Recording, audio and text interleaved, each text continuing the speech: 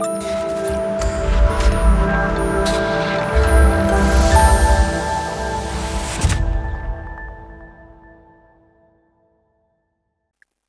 বিবেকানন্দের কথায় গুরু হলেন সেই যিনি আমাদের অন্তরের শক্তিকে জাগিয়ে তোলেন। হ্যাঁ, আজকের অডিয়ন আলাপনের আলাপচারিতায় আমরা একজন গুরুকে পেয়েছি আমাদের সঙ্গে, ঘাটাল রবীন্দ্র শতবার্ষিকী মহাবিদ্যালয়ের principal doctor Montu Kumar Das. Sir, আপনাকে নমস্কার এবং স্বাগত আমাদের প্ল্যাটফর্মে। অডিয়ন আলাপন চ্যানেলের সমস্ত কর্তা ব্যক্তিদের আমি অভিনন্দন জানাই, কৃতজ্ঞতা জানাই যে আমাকে আজকে আমন্ত্রণ জানিয়েছেন। আসতে পেরে আমার খুব ভালো লাগছে। শুরুতেই স্যার আপনার কাছ থেকে জানবো আপনার জীবন বৃত্তান্ত সম্পর্কে। আমি অবিভক্ত মেদিনীপুর জেলার প্রত্যন্ত গ্রাম ঝাড়গ্রাম মহকুমার কৃষক পরিবারে আমার জন্ম 1965 সালে। বর্তমানে ওই গ্রামটি ঝাড়গ্রাম জেলায় অবস্থিত, গ্রামের নাম জোড়াসাল। আমি প্রাথমিক বিদ্যালয় জোড়াসাল থেকেই আমার প্রথম থেকে চতুর্থ শ্রেণী পর্যন্ত পড়াশোনা করি। তারপর 2 কিলোমিটার দূরে Keshiapata Gopinath memorial high school, যেখানে আমি পঞ্চম এবং ষষ্ঠ শ্রেণী পর্যন্ত পড়াশোনা করি। এবং আমাদের গ্রাম সেই সময় অত্যন্ত অনুন্নত ছিল এবং শিক্ষার আলো সেভাবে প্রবেশ করেনি, কিন্তু ঘটনাচক্রে আমাদের বাড়িতে কিন্তু শিক্ষার আলো প্রবেশ করে গেছিল। আমার বাবা খুব শিক্ষানুরাগী ব্যক্তি ছিলেন। অনেক ছোট বয়সে আমার বাবা পিতৃহারা হয়েছিলেন, 14 বছর বয়সে। আচ্ছা। এবং তখন বাবার ভাই মানে আমার কাকু, উনি ছিলেন 3-4 বছর বয়স। সেই কাকুকে আমার বাবা পড়াশোনাতে উৎসাহ দান করে কলকাতায় সেই সময় আশুতোষ কলেজে ভূগোল অনার্স পড়তেন। ফলে আমাদের বাড়িতে কিন্তু শিক্ষা ঢুকে গেছে। তাই বাবা আমাকে আরো একটু ভালো স্কুলে পাঠানোর জন্য প্রায় 7 কিলোমিটার দূরে কুলটিকরি শিডিউল কাস্ট হাই স্কুল, সেখানে আমি 7ম শ্রেণীতে ভর্তি হই এবং ওখান থেকে 1981 সালে মাধ্যমিক এবং 1983 সালে উচ্চ মাধ্যমিক পাশ করি। এবং উচ্চ মাধ্যমিকে আমি ঝাড়গ্রাম মহকুমাতে প্রথম স্থান অধিকার করেছিলাম। এবং সেই সময়ে আমি ফিজিক্স, কেমিস্ট্রি এবং ম্যাথমেটিক্সে লেটার মার্কস পেয়েছিলাম। পরে আমি মেদিনীপুর কলেজে পদার্থবিদ্যার অনার্সে ভর্তি হই। কলকাতার কলেজগুলোতে অনার্সেই ভর্তি হতে পারতাম, কিন্তু আমার খুব ভয় ছিল। এখন ছেলেমেয়েরা বলে র্যাগিংয়ের ব্যাপার, কিন্তু র্যাগিং এই ব্যাপারটা কিন্তু অনেক আগে থেকেই ছিল।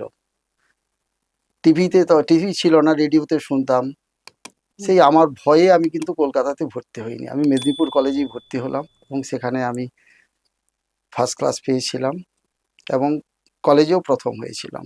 তারপর রাজাবাজার সায়েন্স কলেজ কলকাতা বিশ্ববিদ্যালয় থেকে আমার এমএসসি, সেখানেও আমি 75.3% মার্কস পেয়ে ফার্স্ট ক্লাস 4th হয়েছিলাম। এবং আমার স্পেশাল পেপার ছিল ইলেকট্রনিক্স। এবং বরাবর এই কোয়ান্টাম মেকানিক্স, জ্যোতির্বিদ্যা, এইগুলোতে আমার খুব ইন্টারেস্ট ছিল। পরবর্তীকালে আমি ন্যাশনাল ইনস্টিটিউট থেকে গবেষণা করি। এটাই মূলত আমার শিক্ষা জীবন। এবং আমি যে সর্বভারতীয় যে পরীক্ষাগুলো এখন আমাদের ছাত্রছাত্রীরা দেয়, যাদেরকে আমরা অনেক কোচিং দিই, আমরা কিন্তু উইদাউট কোচিংয়ে, আমি যে বছর এমএসসি পড়ি সেই বছরই আমি ইউজিসি পরীক্ষায় কোয়ালিফাই করেছিলাম টপ 5%-এর মধ্যে। আচ্ছা। এবং সর্বভারতীয় পরীক্ষা গ্র্যাজুয়েট অ্যাপটিটিউড টেস্ট ফর ইঞ্জিনিয়ার্সে আমি কোয়ালিফাই করেছিলাম। অল ইন্ডিয়া র্যাঙ্ক ছিল 15th, 99.07 ছিল আমার পার্সেন্টাইল স্কোর। এটাই প্রাথমিকভাবে আমার পড়াশোনার ব্যাপার। তা জীবনের স্বপ্নই কি ছিল ছাত্রের ভবিষ্যৎ গড়া? হ্যাঁ, আমি যখন প্রাইমারি স্কুলে পড়তাম গ্রামের, মাস্টারমশাই স্কুলে এসেই মেদিনীপুর থেকে যেতেন একজন মাস্টারমশাই। তিনি সোমবার দিন আসতেন, পাশের একটি গ্রামে ভাড়া থাকতেন। তো ওই সোমবার দিনটা আমার বাড়িতেই খাওয়া দাওয়া করতেন, স্নান করে খাওয়া দাওয়া করতেন। তো ওনাকে দেখে আমার প্রথম মনে হতো যে তাহলে আমি, স্যার এত দূর থেকে আসেন, আমি যদি এই স্কুলেই যদি চাকরি করতাম, এরকম আমার ভাবনা ছিল। পরবর্তীকালে আবার আমি যখন এমএসসি পড়ছি কলকাতা বিশ্ববিদ্যালয়ে, আমি যে স্কুল থেকে পড়েছিলাম ওখানে ফিজিক্সের একটি মাস্টারমশাইয়ের পোস্ট খালি হয়েছিল, সেখান থেকে আমার অফার এসেছিল। তখনও মনে হয়েছিল যে স্কুলে চাকরি করি। যাই হোক, মানে প্রথম থেকেই আমার মনে হয়েছিল যে আমি পড়াশোনার সঙ্গেই থাকবো, অ্যাডমিনিস্ট্রেশনের কোনো ভাবনা আমার ছিল না। পর আমি এইভাবেই থেকে যাই পড়াশোনাতে। এসবের বাইরেও ভালো লাগা বা ভালোবাসার কি বিষয় আছে? আমি গান শুনতে তো খুবই ভালো লাগে, হয়তো সবারই এটা ভালো লাগে।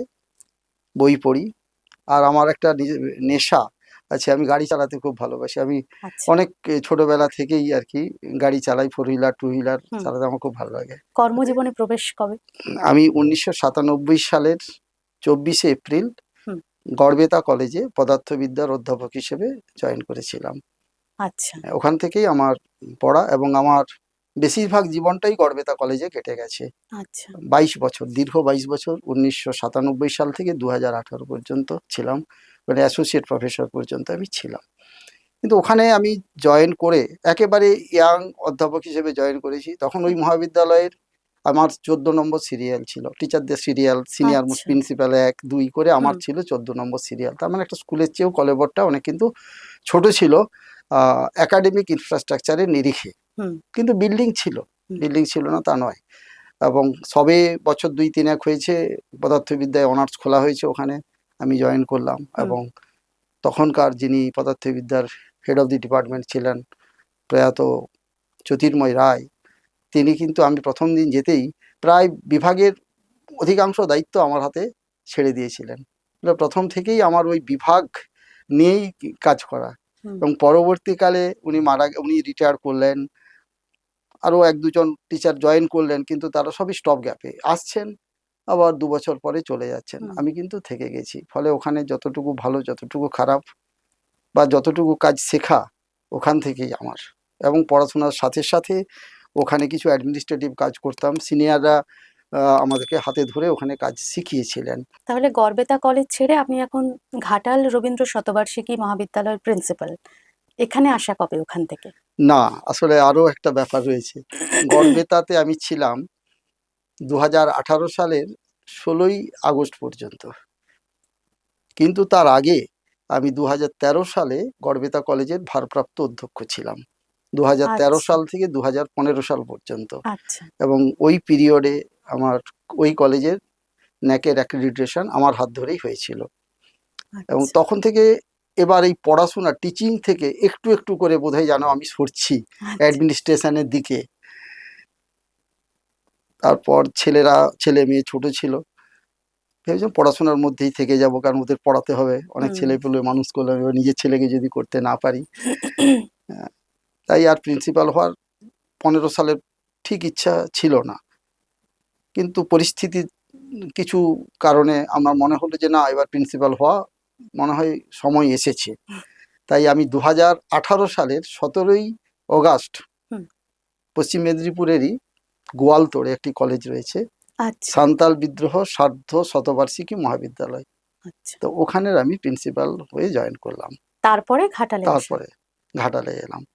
তার মানে ওখানেও আপনি প্রিন্সিপাল? ওখানে আমি প্রিন্সিপাল ছিলাম, এবং ওখানে 18 সাল থেকে 21 সালের একেবারে শেষ, মানে 27শে ডিসেম্বর পর্যন্ত প্রায় 3.5 বছর আমি সাঁওতাল বিদ্রোহ সার্ধ শতবার্ষিকী মহাবিদ্যালয়ের অধ্যক্ষ রূপে কাজ করেছি। কিন্তু তার বছরখানেক করোনা পিরিয়ড চলেছে, এবং ওখানে একটা ভিশন নিয়ে গেছিলাম, সেই ভিশন কিন্তু আমার সম্পূর্ণ হয়েছিল। তাহলে বলবেন যে আমি কেন আবার একটু দূরে এলাম, কেন? আমি মেদিনীপুরে থাকি। আসলে আমি গড়বেতায় যে ছিলাম, গড়বেতা কলেজের ইনফ্রাস্ট্রাকচার অনেক বড় ছিল। এবার ওখানে গেলাম, ঠিক মনকে আর মানাতে পারলাম না, কিন্তু ওখানে কাজের পরিবেশ খুব ভালো ছিল, কাজ করেছি, টিচাররা ভালো ছিলেন, ছাত্রছাত্রীরা ভালো ছিল, কথা শুনতো। মানে আমার কিন্তু স্টুডেন্ট এবং স্টাফের ইন্টারাকশনটা সব জায়গাতেই খুব মধুর, মানে আমার ক্ষেত্রে হয়েছে। তাই মনে হলো যে না, আমি এখন একটু অন্য জায়গায় যাই, একটু বড় ক্ষেত্রে। তাই আমি 2টি ইন্টারভিউ দিয়েছিলাম, একটি আমাদের পাবলিক সার্ভিস কমিশনের, যেটা গভর্নমেন্ট কলেজ যেগুলো, তো তাতেও আমি পেলাম, কিন্তু ওখানে কোনো কাউন্সিলিং হয় না প্রিন্সিপালের চাকরিতে। আর ওয়েস্ট বেঙ্গল কলেজ সার্ভিস কমিশনের অধীনেও আবার ইন্টারভিউ দিলাম, ইন্টারভিউ দেওয়াতে আমার র্যাঙ্ক 3 হয়েছিল, তো কাউন্সিলিং করে আমি ঘাটাল কলেজ নিলাম। এটা বড় কলেজ শুনেছিলাম, অনেক ছাত্রছাত্রী, তাই এটা নিয়েছিলাম।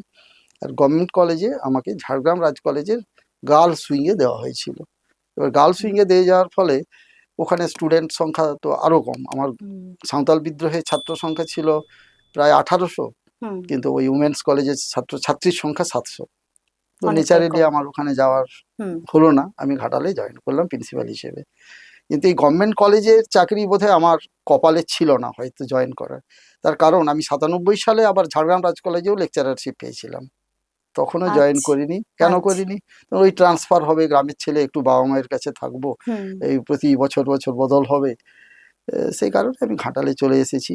এই আপনাদের ভালোবাসায়, টানেই বলুন, তাই বলুন, আমি চলে এসেছি। এই জন্যই আজ আমাদের সাথে দেখা হওয়ারও একটা ব্যাপার হলো। প্রিন্সিপাল হওয়ার পথে সবচেয়ে বড় চ্যালেঞ্জ কি ছিল? কলেজের এই ইউজিসির বিভিন্ন ধরনের প্রজেক্ট প্রপোজাল আমি তৈরি করতাম। তদানীন্তন প্রিন্সিপাল ডক্টর রায় আমাকে বলতেন যে তুমি করো, তোমার মধ্যে পোটেনশিয়াল রয়েছে। তো আমি প্রপোজালগুলো তৈরি করতাম, ফলে সেখানে অনেকটা অ্যাডমিনিস্ট্রেশন শিখে গিয়েছিলাম। তারপরে ছাত্রদের কাজ, ছাত্রছাত্রীদের কাজ, আমি কিন্তু গর্বিত কলেজেই বহু কাজ করেছি।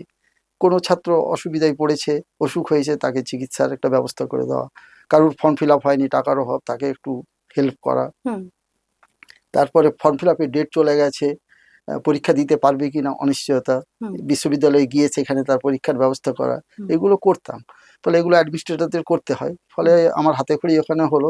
তারপরে আমি 2013 সালে ভারপ্রাপ্ত অধ্যক্ষ হলাম। ভারপ্রাপ্ত অধ্যক্ষ হয়ে যেহেতু আমার ওটা চেনা পরিবেশ ছিল, ওখানে কোনো অসুবিধা হয়নি, কিন্তু ওখানে আমার মানে সব কাজটা শেখা হয়ে গেছিল। ফলে গোয়ালতোড় বা ঘাটালে এসে আমার যেটা মনে হয়েছিল যে নতুন জায়গায় গিয়ে আমি অধ্যাপক, অধ্যাপিকা, শিক্ষাকর্মী সবার মধ্যে কিভাবে সুসম্পর্ক বজায় রেখে কাজ করতে পারবো, এটাই সবচেয়ে বড় চ্যালেঞ্জ। এবং সব সময়কাল অনেকে আমাদের বলেন যে আগে বোধহয় ভালো ছিল, এখন খারাপ, কিন্তু আমার মনে হয় এই চ্যালেঞ্জটা সব সময়ই। তার কারণ আমি তো আজকের লোক নয়, আমি 97 সাল থেকে এই লাইনেই কাজ করছি, ফলে সেই চ্যালেঞ্জটা ছিল। কিন্তু এখানে এসে আমি সেটা করতে পেরেছি। আপনারা যেহেতু স্থানীয়, আপনারা নিশ্চয়ই এটা মানবেন যে আমার সঙ্গে কখনো আমার শিক্ষাকর্মী বা অধ্যাপক, অধ্যাপিকা বা ছাত্রদের সঙ্গে সেরকম কোনো অ্যাডভার্স সিচুয়েশন হয় না। আমি এদিক থেকে খুব ভাগ্যবান যে এই ধরনের আমি সহকর্মী পেয়েছি। আচ্ছা, নতুন যে শিক্ষানীতি প্রণয়ন হয়েছে সেটা কতটা যুক্তিসঙ্গত বলে আপনার মনে হয়? নতুন শিক্ষানীতি এনইপি 2020, এটা আমাদের এখন এখানে চলছে, কিন্তু শিক্ষা প্রত্যেক সরকারি সময়ের উপযোগী বিভিন্ন সময়ে বিভিন্ন রকমের শিক্ষানীতি আসে এবং এগুলো ইমপ্লিমেন্ট আমাদের করতে হয়। এই এনইপি ন্যাশনাল এডুকেশন পলিসিতে বেশ কয়েকটা ভালো দিক রয়েছে। একটা হচ্ছে যে আমাদের যে আর্থ সামাজিক পরিবেশ বা পরিস্থিতি, তাতে করে একটা ছাত্র বা ছাত্রী ভর্তি হলেই সে যে তার পড়াশোনা কন্টিনিউ করতে পারবে, তার কিন্তু অনেকের ক্ষেত্রে অনিশ্চয়তা, সবার ক্ষেত্রে নিশ্চয়ই নয়। কিন্তু এনইপি 2020-তে দুটো জিনিস এসেছে। একটা হচ্ছে একটি ছাত্র বা ছাত্রী যদি 1 বছর অর্থাৎ 2টো সেমিস্টার পড়াশোনা করে, তারপরে যদি কন্টিনিউ না করতে চায়, তাহলে সে কিন্তু একটি সার্টিফিকেট পাবে। কিন্তু যদি 2টো বছর অর্থাৎ 4টে সেমিস্টার পড়ে, হি উইল গেট ডিপ্লোমা। আচ্ছা, 3 বছর পরে ডিগ্রি সার্টিফিকেট পাবে। কিন্তু আগে এটা হতো না যে 1 বছর পড়াশোনা করলো, চলে গেল, তার সাথে কিন্তু কোনো সার্টিফিকেট ছিল না। এখন এটা হয়েছে। আবার কেউ 1 বছর পড়ে চলে গেল, কোথাও কোনো কাজ বা বাড়িতে কোনো অসুবিধে, বাবার অসুখ, এই সমস্ত কারণে তা ডিসকন্টিনিউ হয়েছে, he or she can come and join. অর্থাৎ মানে যেখানে ফেলে গেছে আবার সেখান থেকেই সে শুরু করতে পারবে। Multiple exit and multiple entry, অর্থাৎ ল্যাটারাল এন্ট্রি হতে পারে। এটাতে হচ্ছে কি 1 2 3 4 5 6 7 8 এইভাবে যাবে। কিন্তু এবার 2 ছেড়ে বেরিয়ে গেছিল, এখানে এক্সিট হয়েছিল, আবার ও এসে 3 কিন্তু জয়েন করতে পারবে। So multiple entry and exit, এটা আর্থসামাজিক পরিস্থিতির দিক থেকে এটা খুবই একটা ভালো দিক।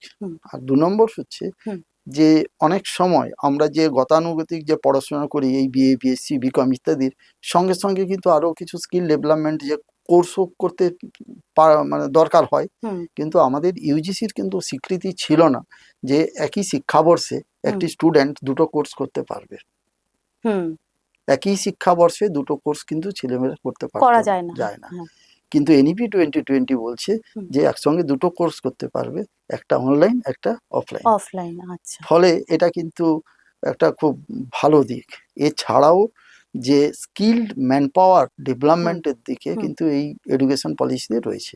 তবে এর ইমপ্লিমেন্টেশন আমরা চেষ্টা করছি, গভর্নমেন্টও নিশ্চয়ই ভাবছে, যেহেতু গভর্নমেন্ট এটা প্রণয়ন করেছেন, নিশ্চয়ই এটা ভালো দিক রয়েছে। আচ্ছা, ঘাটাল কলেজে এরকম কি কোনো কোর্স চালু হয়েছে যেটা খুব কম সময়ের মধ্যে কোনো ছেলেমেয়েরা কমপ্লিট করে সেই কাজের মাধ্যমে করে খেতে পারবে? না, এনইপি 2020 কিন্তু একেবারে সুনির্দিষ্ট সিলেবাস বেসড এটা করেছে, কিন্তু এর মধ্যে কয়েকটা ছোট ছোট ব্যাপার রয়েছে। একটা আছে 4th সেমিস্টারে রয়েছে ইন্টার্নশিপ অর অ্যাপ্রেন্টিসশিপ, এটা কিন্তু 6 মাস ধরে হবে। আচ্ছা, সেই 6 মাসের একটা কোর্স, সেই কোর্সে আমাদের তো একটা লার্জ স্কেলের স্টুডেন্টকে হ্যান্ডেল করতে হয়। তো এখানে আমরা অনেকগুলো এইরকম কোর্স করেছি, যেমন entrepreneurship, resource planning, software development. আচ্ছা, এটার মানে আমরা প্রায় 20টা মতো কোর্স করেছি।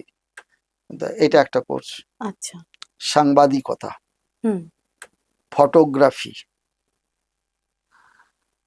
কম্পিউটার বেসিক্স, এই জাতীয় কোর্সগুলোকেই আমরা অ্যাপ্রেন্টিসশিপ প্রোগ্রামের মধ্যে রেখেছি। তাছাড়াও আমরা বিউটিশিয়ান কোর্সটা চালাই। Beautician, tourist guide, training for tourist guide, এটাও আমরা চালু করেছি। এগুলোর মেয়াদ 6 মাস। 6 মাস, এগুলোর মেয়াদ 6 মাস। এবং এই 6 মাসে আমরা আমাদের টিচার এবং বাইরের থেকে কিছু টিচার আমরা নিয়ে আসি। এছাড়াও ওই উৎকর্ষ বাংলার ট্রেনিং সেন্টার আমরা করেছি ঘাটাল রবীন্দ্র শতবার্ষিকী মহাবিদ্যালয়ে, তার মাধ্যমে ট্রেনিংগুলো আমরা দিয়ে থাকি। আচ্ছা, অফলাইন শিক্ষা অনলাইন শিক্ষা আপনি কোনটাকে বেশি আগে রাখবেন? অবশ্যই অফলাইন শিক্ষা, কিন্তু আজ যদি 10 বছর 15 বছর আগে বলতেন, তখন তো অনলাইন ছিলই না। আমাদের করোনা আসার পরে এই অনলাইন সিস্টেমের ব্যাপকভাবে প্রয়োগ এসেছে। যদি না আসতো তাহলে আমরা বুঝতে পারতাম না যে অনলাইনের কতটা রিকোয়ারমেন্ট রয়েছে। আমাদের এমন কয়েকটি কিছু কিছু বিষয় থাকে যে তার এক্সপার্ট লোকের কিন্তু খুবই অভাব। আজকে আমি আমার এখানে বসে আমি দিল্লি আইআইটির অধ্যাপক ক্লাস করাতে পারছেন, আমি এখানে ছাত্রছাত্রীদের হলে বসিয়ে সেই ক্লাসটা শোনাতে পারি। ফলে এবং এতে অনেক টাইম ম্যানেজমেন্ট হয়। অনলাইন কিন্তু এখন প্যারালালি ইম্পর্ট্যান্ট যদি ভালো এডুকেশন আমরা পেতে চাই। এবং অনলাইনটা না থাকলে কিন্তু একই সঙ্গে যে দুটো কোর্স করার সম্ভাবনাটা কিন্তু থাকতো না। কেরিয়ার নির্বাচন নিয়ে আপনি ছাত্রছাত্রী এবং অভিভাবকদের উদ্দেশ্যে কি বলতে চান? প্রথম থেকেই একটা মানসিক প্রস্তুতি দরকার যে আমি শুধুমাত্র যে ক্লাসিক্যাল সাবজেক্টসগুলোর উপরে গুরুত্ব না দিয়ে যেগুলোর মধ্যে একটু স্কিল ডেভেলপমেন্টের উপরে জোর দিতে হবে, এবং আমাকে নিজের মেধা সম্বন্ধে ওয়াকিবহাল হতে হবে। আমি অনুকরণের মাধ্যমে কিন্তু পেশা সিলেকশন হবে না। এখন অভিভাবকরা হয়তো অনেকেই প্রতিযোগিতা করতেন আগে যে আমার ছেলেকে ইঞ্জিনিয়ার করতে হবে, কেউ বলতেন ডাক্তার করতে হবে, এখনো সেই প্রতিযোগিতা কিন্তু রয়েছে। কিন্তু যে হয়তো মেধাও রয়েছে, কিন্তু সেই পেশাটা সেই ছাত্রটি বা ছাত্রীটি কি মন থেকে মেনে নিতে পারছে, এই জায়গাগুলোর দিকে নজর রাখতে হবে, কারণ এতে অনেক মানসিক চাপ ছেলে মেয়েদের উপরে পড়ে। এই জন্যই আমি অভিভাবকদের উদ্দেশ্যে বলতে চাই যে তারা এই বৃত্তি নির্বাচনের ক্ষেত্রে তাদের ছেলে মেয়েদের উপরে আস্থা রাখতে হবে, এবং নিছক পাশের বাড়ির ছেলেটি বা মেয়েটি কি করেছে সেই উদাহরণ সবসময় দেওয়াটা ঠিক নয়, এবং তাতে মনের উপরে প্রেসার পড়ে, যার ফলে আজকাল দেখেছেন যে বহু ছেলে মেয়ে মানসিক রোগগ্রস্ত হয়ে পড়ছে, তার বিভিন্ন রকমের অ্যাডিকশন চলে আসছে, যে বোধহয় আমার আর কিছু হবে না। এই জায়গা থেকে বেরোতে হবে গার্ডিয়ানদেরকে। পড়াশোনার পাশাপাশি স্কিল ডেভেলপমেন্ট কতটা জরুরি? পড়াশোনার সঙ্গে সঙ্গে স্কিল ডেভেলপমেন্ট খুবই জরুরি। স্কিল ডেভেলপমেন্ট যদি আমার মধ্যে না থাকে, আমার মধ্যে যদি স্কিল না থাকে, তাহলে আমি কিন্তু মার্কেটেবল হব না। মানে আমাকে এমনভাবে স্কিল অর্জন করতে হবে যাতে আমাকে মার্কেটের ডিমান্ড আমার থাকে, তা না হলে কিন্তু হবে না। শুধুমাত্র পড়াশোনা করে একটা ডিগ্রি নিলাম, বিএসসি, এমএসসি বা পিএইচডি, তার থেকে কিন্তু হবে না। আপনার কাজ এবং আপনার ব্যক্তিগত জীবন দুটোর মধ্যে ব্যালেন্স কিভাবে রাখেন? আমি কখনো কোনো কাজই 5 মিনিট দেরিতে করতাম না। আমি বরং 1 মিনিট আগে করতাম, যে 2 মিনিট পরে করতাম না। আমার মিসেস খুব সাপোর্টিভ ছিলেন। আমার বলাই ছিল যে আমি ওইটাকে কম্প্রোমাইজ করতে পারবো না। এই জন্য বাড়িতে মানে আমার উপরে নির্ভরশীলতাটা প্রায় একেবারেই ছিলই না। কিন্তু অন্য একটা দিকে যখন আমার ছেলেমেয়েরা আস্তে আস্তে বড় হলো, আমি কিন্তু তাদের পড়াশোনার জন্য কিন্তু আমি অনেক সময় দিয়েছি। সময় মানে আমি হয়তো 9টার সময় তাদেরকে নিয়ে বসছি, তারপরে কখন শেষ হবে জানি না। অভিযোগ ছিল নাকি কোনো? অভিযোগ, পুরো অভিযোগ ছিল। এখনো অভিযোগ রয়েছে, কিন্তু আমি এই কাজের জায়গাটাকে আমি একেবারেই মানে কোনোভাবেই কম্প্রোমাইজ করার আমার থাকেনি, মানে এইভাবে মানসিক প্রস্তুতি নেই। যে দেখুন, আমি এখানে অধ্যক্ষ হয়ে এসেছি, আমার কিন্তু কোনো কম্পিটিশন নেই কোনো অধ্যক্ষের সঙ্গে বা কোনো ভাইস চ্যান্সেলরের সঙ্গে। আমার কম্পিটিশন হবে টিচার ডক্টর মন্টু কুমার দাসের সঙ্গে। কারণ আমি প্রায় 22 বছর অধ্যাপনা করেছি এবং ছাত্রছাত্রীকে আমি পড়িয়েছি, এবং তারা আজকে খুব বড় বড় জায়গায় প্রতিষ্ঠিত। অধ্যক্ষ হওয়ার পরে আমার অনেক সময় আমারও ফ্রাস্ট্রেশন আসতো মাঝে মাঝে, যে আমি ওই জায়গাটা থেকে একেবারে সরে এলাম, এটাকে আমি মানিয়ে নিতে পারবো তো? তারপরে আস্তে আস্তে যখন এটাতে ঢুকলাম, তখন দেখলাম যে হ্যাঁ, ওটার মধ্যে তো আনন্দ ছিলই, কিন্তু এতে বোধহয় আনন্দ আরও একটু বেশি। কারণ তখন শুধু ওই ফিজিক্সের কিছু ছাত্রছাত্রীকে নিয়েই নাড়াচাড়া করতাম, কিন্তু আরও যে তাদের অনেক কিছু থাকে, যে তার মানে শুধু তো পড়ানো নয়, একটা ছাত্র বা ছাত্রী তাকে অ্যাসেস করতে হবে যে সে বাড়ি থেকে আসছে কলেজে, কিছু খেয়ে এসছে কিনা, তার ফেস দেখলেই বোঝা যায় যে খেয়ে এসছে কিনা। দেখে মনে হয় যে তার বাড়িতে বোধহয় মা অসুস্থ। এই উপলব্ধিটা যতক্ষণ না একজন টিচার বা একজন প্রিন্সিপালের আসছে, ততক্ষণ কিন্তু তিনি ঠিক শিক্ষক বা ঠিক অধ্যক্ষ নন। তো এইটা এখন বুঝতে পারি। তখন মনে হতো যে আমি তো 20টা ফিজিক্সের ছেলে নিয়ে হ্যান্ডেল করতাম, কিন্তু এখন এত ছেলে মেয়েকে আমি হ্যান্ডেল করতে পারি, এত রকমের প্রবলেম আছে, তাদের প্রবলেম সলভ করতে আমার ভালো লাগে। যার ফলে ওই ফ্রাস্ট্রেশনটা কিন্তু আমার কেটে গেছে। I am happy with this profession now. আপনার জীবনের এমন কোনো ঘটনা যেটা আপনাকে বদলে দিয়েছে? বদলে দেওয়ার মতো ঘটনা ঠিক সরাসরি এভাবে না বলে, আমি প্রথম থেকেই আমার ইচ্ছে ছিল যে আমি ছাত্রছাত্রীদের মানে পড়াবো, এইসব নিয়েই থাকবো। এর বাইরেও আমি ফিজিক্সটা এত আমার ভালো লাগতো, যে কারণে গড়বেতা কলেজ ছাড়াও বহু কলেজের ছাত্রছাত্রী তারা আমার কাছে আসতো। তারা এসে বলতো যে স্যার, আমাদেরকে 1 ঘন্টা করে হলেও দেখিয়ে দিতে হবে। তো প্রথমের দিকে আমি রাজি হইনি, পরবর্তীকালে রাজি হয়েছি। আমি যে ব্যক্তি, আমি যে কখনো টিউশন পড়িনি অনার্স লেভেলে, কিন্তু আমি সেই জায়গায় এসে দেখলাম যে না, আমাকে এর মধ্যে যুক্ত হতে হলো। পড়াতাম, কিন্তু তাদের এত আগ্রহ ছিল দেখার মতো, সেই উপেক্ষা আমি তাদেরকে করতে না পেরে আমার জীবনের যে ফিলসফিটাই পাল্টে গেল। যে লোকটা কখনো ফিজিক্স অনার্সে একটা টিউশন পড়েনি, সেই লোকটা ফিজিক্স অনার্সের 1 নম্বর টিচার হয়ে গেল। তো এইটা অনেকে অনেকভাবে দেখেন, কিন্তু আমি আনন্দ পেয়েছি। এবং আমার ছাত্রছাত্রীরা তো এখন মানে বাইরে বহু ছাত্রছাত্রী রয়েছে, আইআইটিতে অধ্যাপক হয়েছে। খুব ভালো লাগে আর কি, তারা যখন ফোন করে বলে যে স্যার, আপনার কাছে না হলে বোধহয় আমরা এই জায়গায় পৌঁছতে পারতাম না। ব্যর্থতা থেকে আপনি কি শিখেছেন? ব্যর্থতা তো সাফল্যের চাবিকাঠি। সবসময় ব্যর্থতা আসবে, কিন্তু সেই সময় ভেঙে পড়লে চলবে না, এটাই বলার। প্রত্যেক ব্যর্থতা একটা নতুন কিছু করার প্রয়াস আমাদের জাগায়। ফলে ব্যর্থতাকে মেনে নিয়ে চুপচাপ বসে থাকলাম, অ্যালুপ হয়ে গেলাম, এটা হলে চলবে না। বর্তমানে আপনি এখন যে কলেজের প্রিন্সিপাল, সেই কলেজের প্রতি আপনার ভিশন কি, বা আগামী 5 বছরে আপনি কলেজকে কোথায় দেখতে চান? আপনারা যেহেতু এখানে ঘাটালে বাড়ি, আপনারা তো দেখেইছেন, আমার 4 বছরের কাজ হয়তো দেখেছেন, কিছুটা উপলব্ধি করেছেন, পত্রপত্রিকাতেও হয়তো দেখেছেন। এখানে আন্ডার গ্রাজুয়েট পড়ানো হতো, পোস্ট গ্রাজুয়েটও পড়ানো হতো। তো আমার মনে হলো যে আমাদের ছাত্রছাত্রীরা যখন এখানে মাস্টার ডিগ্রি পাশ করছে, তারপরে রিসার্চ করা দরকার তাদের, কিন্তু আমাদের এখানে কোনো রিসার্চের ফেসিলিটি ছিল না। তো এটাকে আমরা কিন্তু একটা রিসার্চ সেন্টারের অনুমোদন বিদ্যাসাগর বিশ্ববিদ্যালয়ের কাছ থেকে আদায় করে নিয়েছি। আচ্ছা। ফলে 2026 সালেই আমরা পিএইচডি স্কলার নিয়েছি বাংলা এবং সংস্কৃত বিভাগে। আচ্ছা। তা এই যে রিসার্চ সেন্টার, তার মানে একটা কলেজ তার আন্ডার গ্রাজুয়েট পড়াচ্ছে, পোস্ট গ্রাজুয়েট পড়াচ্ছে, তার রিসার্চ সেন্টার হয়েছে। এখান থেকে গবেষণা করবে, পিএইচডি পেয়ে যাবে। এটা কিন্তু খুব কম পাওনা নয় আমাদের কাছে। এবার এটা শুরু হয়েছে, তাই আগামী আমার আর 5 বছর চাকরি রয়েছে।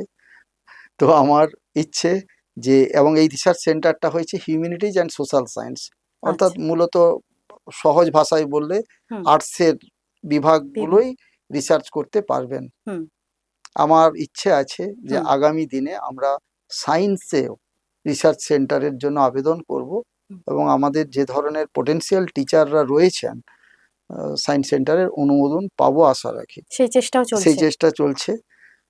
আর যেটা যে ইনফ্রাস্ট্রাকচার দু রকমের হয়, একটা একাডেমিক ইনফ্রাস্ট্রাকচার, একটা কিছু ফিজিক্যাল ইনফ্রাস্ট্রাকচার। বিল্ডিং ইত্যাদি। এটা বন্যাপ্রবণ অঞ্চল ছিল, এখনো বন্যা হয়, কিন্তু কলেজ বোধহয় বন্যাতে এখন খুব একটা প্রভাবিত হয় না, আপনারা দেখেছেন। তো সেই বিল্ডিংগুলোর মোটামুটি অবস্থা খুব একটা ভালো ছিল না। আমাদের গভর্নিং বডি এবং আমাদের কলেজের অধ্যাপক অধ্যাপিকা শিক্ষাকর্মী প্রত্যেকের সহযোগিতায় আমরা কিন্তু তার একটা সেভ দিয়েছি।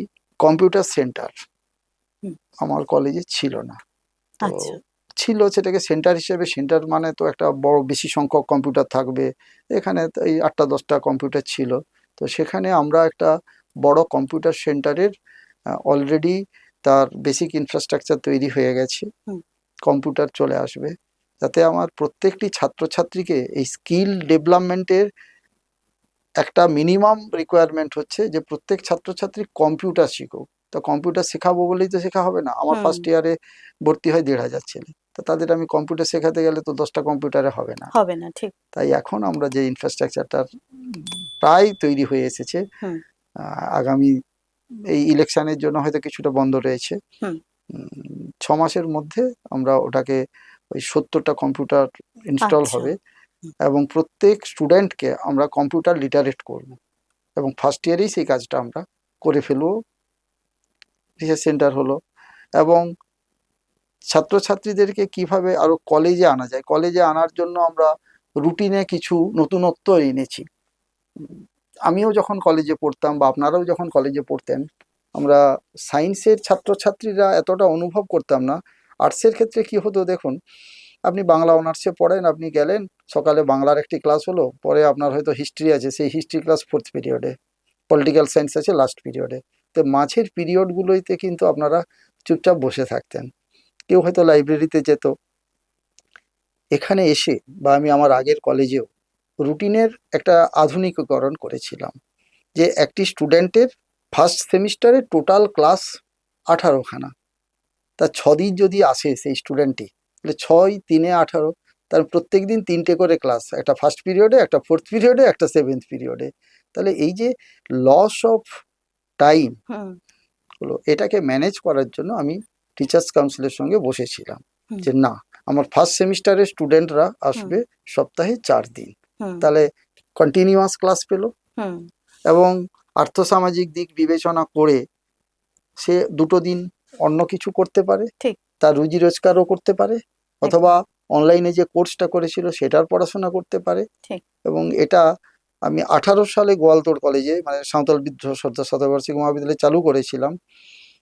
ওটা কলেবরে ছোট ছিল, সাকসেসফুলি ইমপ্লিমেন্ট হয়েছিল এবং ফিডব্যাক নিয়েছিলাম। তো এখানে আমি ভেবেছিলাম কি হবে না হবে, তো এখানে দেখলাম এটা কিন্তু খুব ভালো হয়েছে এবং ছাত্রছাত্রীর উপস্থিতি এতে বেড়েছে, আগ্রহ বেড়েছে। যে আমি গেলাম, আমার ক্লাস প্রতিদিন গেলেই আমি সব ক্লাসগুলো পরপর করতে পারছি, এই দীর্ঘ সময় বসে থাকতে হচ্ছে না। এটা হলো। এবং তাদেরকে এই যে এনইপি 2020 মানে এত আমরা পড়েছি 3 ইয়ার্স ডিগ্রি কোর্স, তাতে ছিল 2 টায়ার সিস্টেম, 2 বছরের শেষে পার্ট 1 এবং তৃতীয় বছরের শেষে পার্ট 2। পরে এলো 3 টায়ার সিস্টেম, আগেরটা 2 টায়ার। 3 টায়ার ফার্স্ট ইয়ারে এক্সামিনেশন, সেকেন্ড ইয়ারে এক্সামিনেশন, থার্ড ইয়ারে এক্সামিনেশন। এখন এলো সেমিস্টার সিস্টেম, প্রতি বছরই পরীক্ষা, প্রতি সেমিস্টারে 6 মাস অন্তর অন্তর পরীক্ষা। যার ফলে আমাদের এই সিস্টেমগুলো যাদেরকে গাইড মানে শিক্ষাকর্মীরা যারা রয়েছেন তারা যে গাইড করবেন কিভাবে কি হবে না হবে, এত ঘন ঘন চেঞ্জ হচ্ছে, এটা কিন্তু খুব অসুবিধের।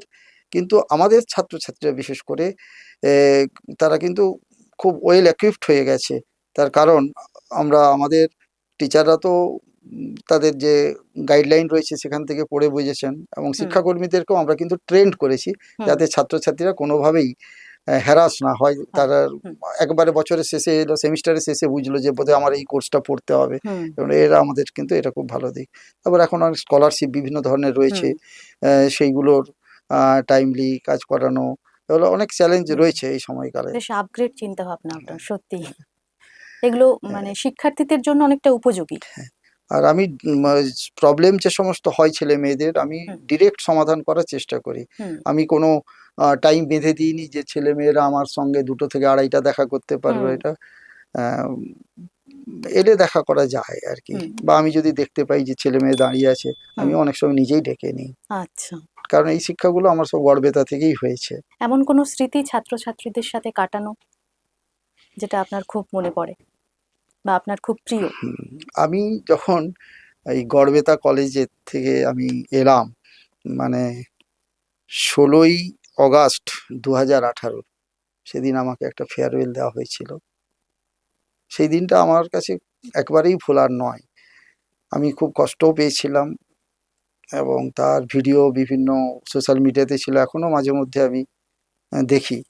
এবং এখানে আসার পরেও আমি যখনই কলেজের নাম বলতে যাই 3বার গড়বেতার পরে ঘাটাল নামটা আসে।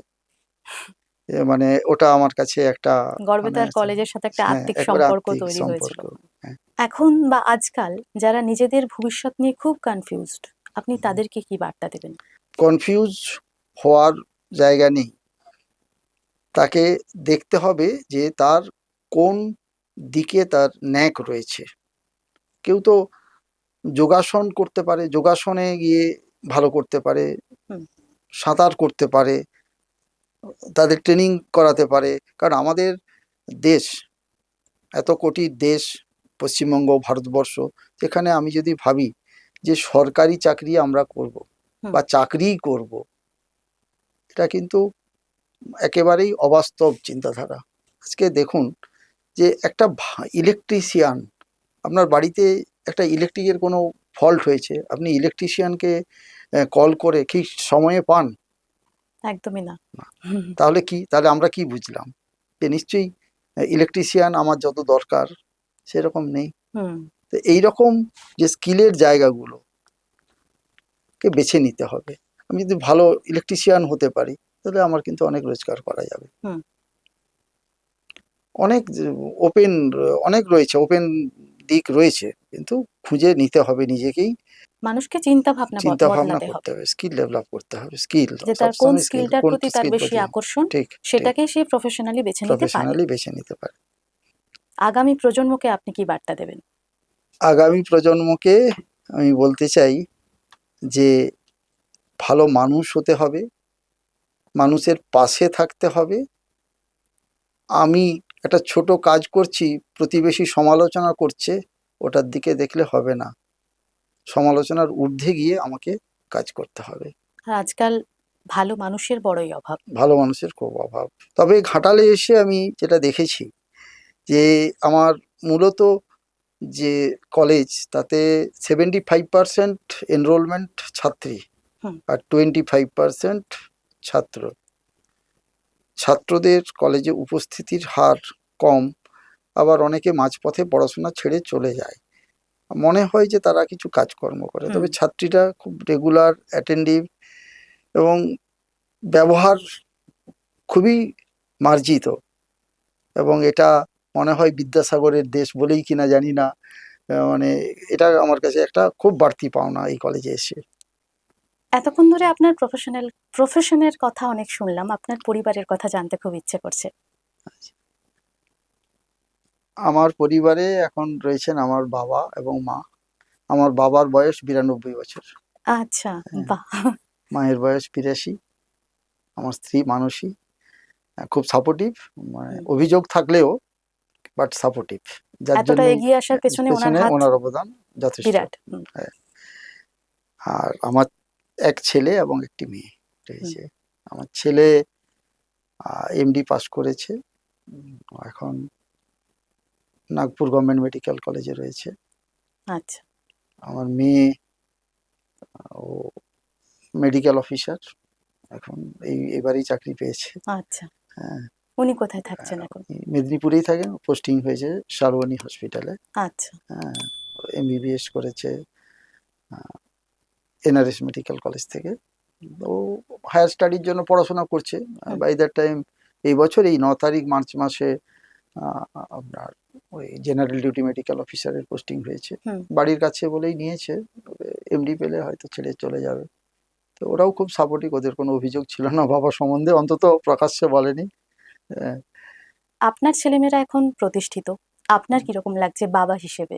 আমার মেয়ের ক্ষেত্রে আমি যেটা ভেবেছিলাম যে ও বোধহয় আমার লাইনই নিয়ে পড়বে, ফিজিক্স নিয়েই পড়বে। আচ্ছা। হ্যাঁ, কারণ ফিজিক্স খুব ভালো, ফিজিক্স এবং ম্যাথমেটিক্সে। তারপরে মেডিকেলে গেল, তো ওখানেও ভালো করেছে, কিন্তু যদি আবার ওই উচ্চশিক্ষা মাস্টার্স করতে পারে তাহলে আমার ভালো লাগবে, কারণ ডাক্তারি প্রফেশনে ডিগ্রি খুব জরুরি, আরো ডিগ্রি। ভালো তো লাগছেই, কারণ একেবারে 26 বছর বয়সে জেনারেল ডিউটি মেডিকেল অফিসার। আপনার ছেলে মেয়েদের যদি বাবা হিসেবে কিছু বার্তা দিতে চান সোশ্যাল মিডিয়ার মাধ্যমে? আমি ছেলে মেয়েদেরকে জন্মদিন হোক, যে কোনো অনুষ্ঠান হোক, একই কথাই বলি যে তোমরা মানুষের মতো মানুষ হও, যে পেশাটা বেছে নিয়েছো সেটাকে ভালোভাবে করো। এবং আমার ছেলে মেয়েরাও, তারা কিন্তু খুব দায়বদ্ধতা তাদের রয়েছে, তারা তাদের খুব যে ডাক্তারি করে অনেক পয়সা রোজগার করতে হবে এরকম মানসিকতা কিন্তু তাদের মধ্যে নেই, এখনো পর্যন্ত নেই। এটা আমাকে খুব মানে ভালো লাগে আমার। আজকের অডিয়ন আলাপনে আমাদের সঙ্গে ছিলেন ঘাটালের অতি পরিচিত স্বনামধন্য ব্যক্তিত্ব, ঘাটাল রবীন্দ্র শতবার্ষিকী মহাবিদ্যালয়ের প্রিন্সিপাল ডক্টর মন্টু কুমার দাস। ওনার সাথে আলাপ করে আজকে আমরা সত্যিই আপ্লুত। আপনারাও অনেক কিছু জানতে পারলেন এবং নিজের চিন্তা ভাবনা বদলান, তবেই আগামী দিন, আগামী মুহূর্তগুলো আমাদের কাছে আরো সহজতর হয়ে উঠবে। আজকের অনুষ্ঠান এই পর্যন্ত, আবার দেখা হবে পরের এপিসোডে। নমস্কার স্যার। নমস্কার।